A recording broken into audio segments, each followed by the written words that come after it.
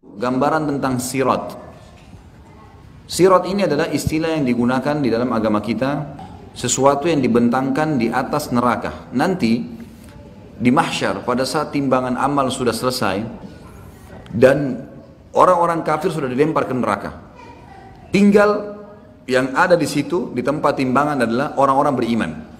Orang yang beriman sudah berhasil lolos timbangan amal mereka lebih baik akan masuk surga, dan orang beriman yang timbangan dosanya masih lebih berat, mereka berkumpul satu sama yang lain tuh satu tempat. Maka pada saat itulah dibentangkan sebuah jalan di atas neraka, dibentangkan di atas neraka. Kemudian itu yang dikenal dengan sirat. Jalan ini berbeda teman-teman sekalian, bukan jalan biasa, jalan yang sangat licin, gelap, dipenuhi dengan besi-besi tajam yang akan menyentuh tubuh orang-orang tertentu. Di kiri kanan sirat akan ada malaikat yang siap untuk memotivasi orang-orang beriman untuk lewat. Yang sisi yang kanan, sisi yang kirinya akan menjatuhkan orang yang layak untuk jatuh. Dan ingat, yang lewat di atas sirat adalah orang-orang beriman. Tapi dua golongan, orang beriman yang lolos masuk surga karena di ujung neraka ada surga. Nanti setelah ditimbang amal kita akan lihat surga tuh, tapi jauh. Kita harus lewatin neraka, nggak bisa enggak. Ma minkum illa wariduha. Tidak ada seorang pun kalian kecuali akan melaluinya. Kata ulama tafsir adalah yang maksud orang-orang beriman.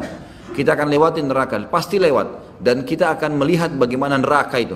Panasnya akan kelihatan, teriakan orang, siksaan dan segalanya itu dibentangkan di atasnya. Jadi ibarat kalau bangunan besar, maka ada lubang di atas neraka itu, ada sebuah lubang yang besar yang memang dari situ akan dicemplungin dan dimasukin orang-orang ke neraka, lalu para malaikat memasukkan mereka di pintu-pintu masing-masing dari 7 pintu neraka. Itu akan dimasukkan sesuai dengan siksaan mereka masing-masing, wa na'udzubillah.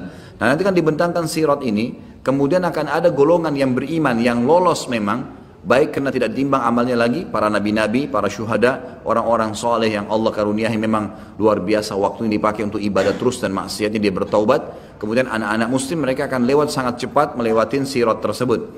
Dan ini umumnya melewatin sirat seperti cepatnya kilat. Kemudian akan ada yang cepatnya seperti kuda, menunggangi kuda, ada yang seperti berlari, dan ada yang berjalan dan dia terkoyak tapi selamat. Dan ada juga orang-orang yang merangkak dan akhirnya jatuh, Jadi ada orang beriman yang akan lolos sampai ke depan surga, nanti ada namanya kantara. Dan ada orang-orang beriman yang tadinya memang beriman, tapi mereka dosanya lebih besar, harus lewat neraka dulu. Mereka juga melewati sirat, tapi ini akan jatuh terlebih dahulu. Termasuk nanti akan ada orang beriman yang misal dosanya 100.000, pahalanya 100.000. Lalu Allah Azza wa Jal bantu dia, ya, disucikan, dihilangkan beberapa dosanya sehingga amal solehnya lebih banyak. Nah, dosa yang dimaafkan oleh Allah Subhanahu wa taala ini sudah cukup untuk mengkoyak tubuhnya dengan besi yang tajam di sirat. Dia akan selamat tapi akan terkoyak. Itu semua punya dalil. Kita akan jelaskan dalilnya.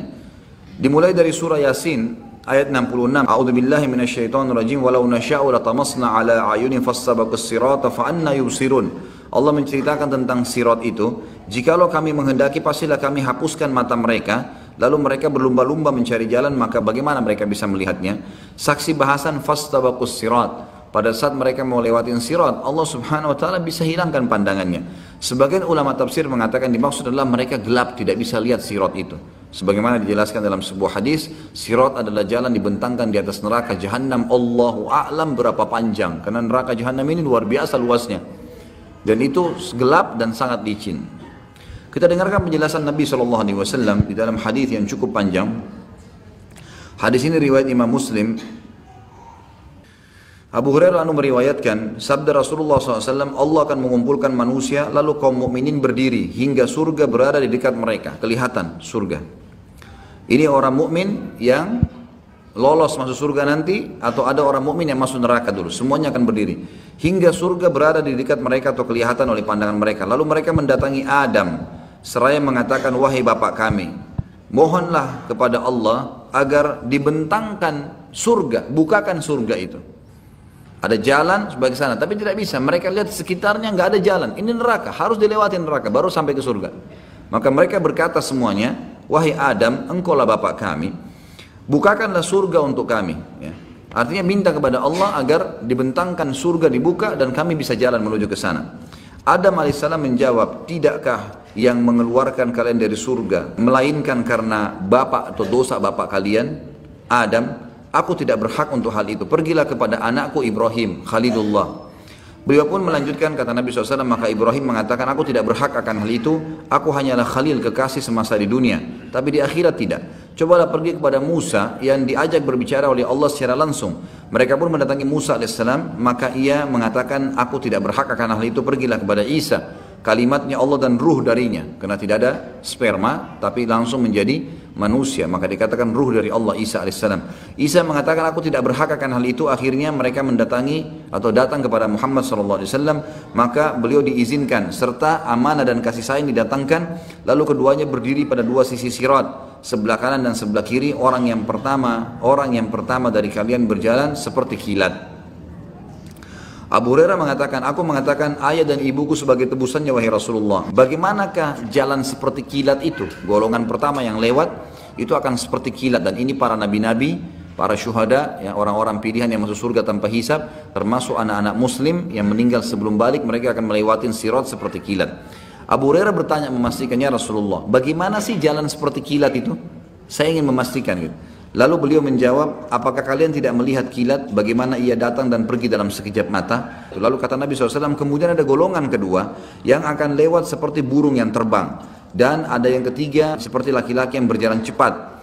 Amal-amal mereka lah yang menjalankan mereka sesuai dengan keadaan tadi. Kalau amalnya luar biasa, mereka seperti kilat. Kalau mereka amalnya sedang, maka ada seperti tadi burung yang terbang, ada yang seperti berlari, dan seterusnya.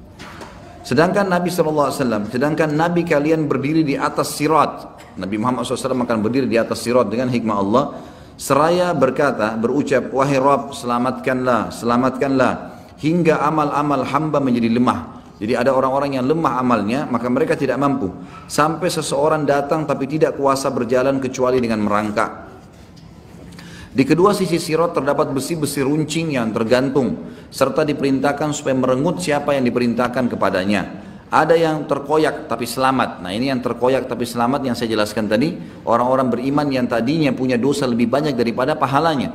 Ya, tetapi dosanya dimaafkan oleh Allah. Misal 100.000 dosa dengan 100.000 pahala.